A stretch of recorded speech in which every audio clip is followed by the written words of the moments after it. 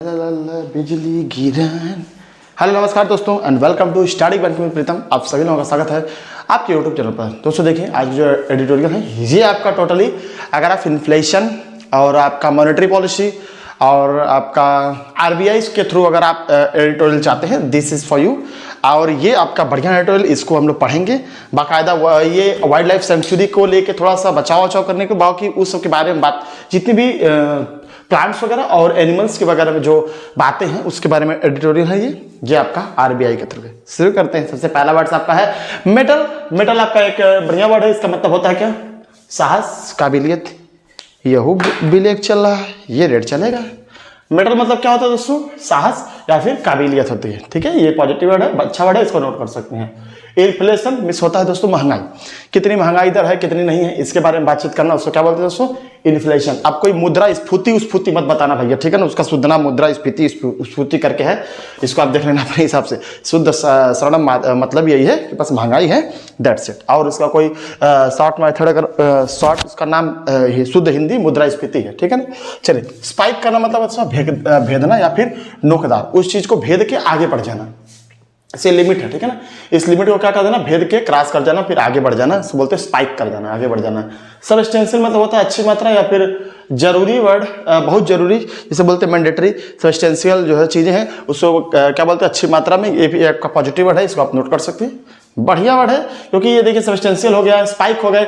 अब ये देखिए बहुत दिनों के बाद ये तीनों वर्ड मेरे को देखने को मिल रहा है। ठीक, क्यों? क्योंकि आपका एडिटोरियल सेशन नहीं आ रहा था, सॉरी एडिटोरियल में आरबीआई का सेशन नहीं आ रहा था, इसलिए सारी चीजें रह जा रही थी। ओनस मतलब क्या होता है दोस्तों? दायित्व या फिर भार, जिसको बोलते हैं दायित्व होता है, या फिर ओनस मतलब आपका ये ओनस है, आपका ये दायित्व, आपके ऊपर क्या भार है, उसको क्या बोलते हैं? ओनस। मूर मतलब क्या होता है दोस्तों? बंजर भूमि। बंजर भूमि मतलब जैसे जिस गांव में उसको क्या बोलते हैं? ऊसर बोलते हैं। वह जमीन, वह भूमि जिसपे खेती की मात्रा बिल्कुल न के बराबर हो, जिसपे खेती न हो, उपजाऊ भूमि जिसको नहीं बोलते, उसको क्या बोलते हैं दोस्तों? मूर बोलते हैं। लिक्विडिटी मतलब होता है तरलता, नकदी के फॉर्म में, जो कैश के फॉर्म में रुपया हो, जो कैश के फॉर्म में बनाई जा सके, उसको क्या बोलते हैं? लिक्विडिटी, तरलता। एक आपके वर्ड आपको देखने को मिला होगा कहीं ना कहीं, इसलिए आप इसको देख लीजिएगा। एडिक्वेट मतलब होता है दोस्तों पर्याप्त, और एक सफिशिएंट मतलब क्या होता है?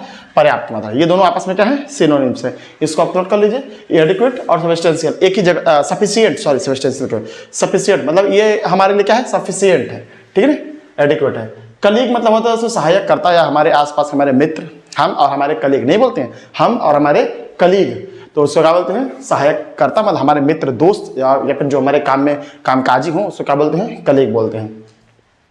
एंकर मतलब होता है सहारा देना या फिर लंगर डालना। लंगर मतलब ये आपको स्क्रीन पे दिख रहा होगा। लंगर जब आप जैसे नाव होती है, नाव ऐसे नहीं चक्री फंसा के ऐसे उड़ा के फेंकते हैं, बहुत से मूवी में देखेंगे, उसको फंस जाता है, नाव से फंसा के फिर अपना ऊपर चढ़ जाते हैं, या फिर नाव को फंसा के कहीं पर रोका भी जाता है। नाव ऐसे डाल के नाव में फंसा के रस्सी बांध दिया, बस फंसा हुआ है, ठीक है ना? ये आपको दिख रहा होगा, ठीक है ना?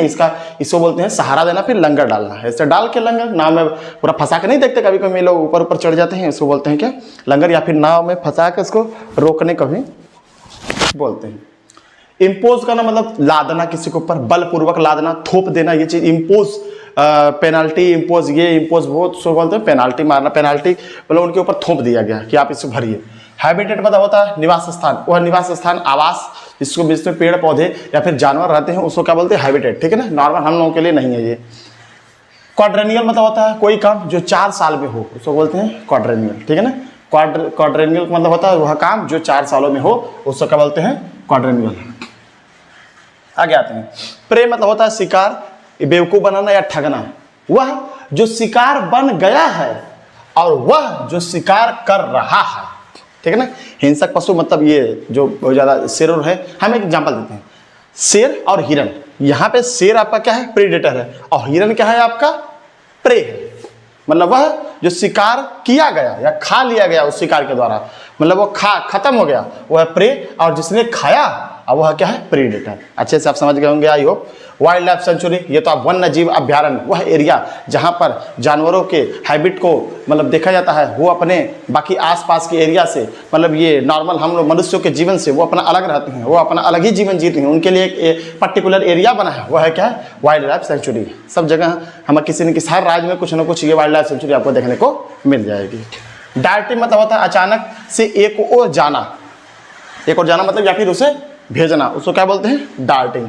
इकोलॉजी मतलब एक तो एक साइंस है, परिस्थिति विज्ञान। इकोलॉजी मतलब आप लोग पढ़े हुए होंगे, पढ़े क्या होंगे, ये तो आप लोग सुने ही होंगे इकोलॉजी। कंजर्वेशन मतलब होता है संरक्षण या फिर उसका बचाव करना। हमें क्या करना है, इसका कंजर्वेशन करना है, पेड़ पौधों का क्या करना है, बचाव करना, उसको क्या बोलते हैं, कंजर्वेशन। एक वर्ड है, नोट कर लीजिएगा। फ्रेगमेंटेशन मतलब होता है विखंडन, टूट टूट के विखंडन हो जाना, उसको क्या बोलते हैं, फ्रेगमेंटेशन। कनंड्रम मतलब होता है दोस्तों समस्या या फिर ऐसी पहेली या फिर पजल जिसको बोल सकते हैं, ठीक है ना, रहस्य जिसको बोल सकते हैं, एक तरीके से क्या है, कनंड्रम है। विसिनिटी मतलब होता है आसपास या पड़ोस के लोग, जिसको बोलते हैं विसिनिटी, मतलब आसपास के लोगों को या फिर पड़ोस के लोगों को, आसपास के इन्वायरमेंट मतलब अगल बगल के लोगों को अगर हम बात करेंगे तो क्या है, विसिनिटी में। दोस्तों आपको करना क्या है, अब वीडियो देख लिए हैं आप, वीडियो को दोबारा भी देख सकते हैं डबल एक्स डाल के, और चैनल को सब्सक्राइब कर लीजिएगा, क्योंकि यार मेहनतें तो हैं ही और सपोर्ट है आपका, करते रहिए। Thank you very much. जय हिंद, वंदे मातरम और भारत माता की जय।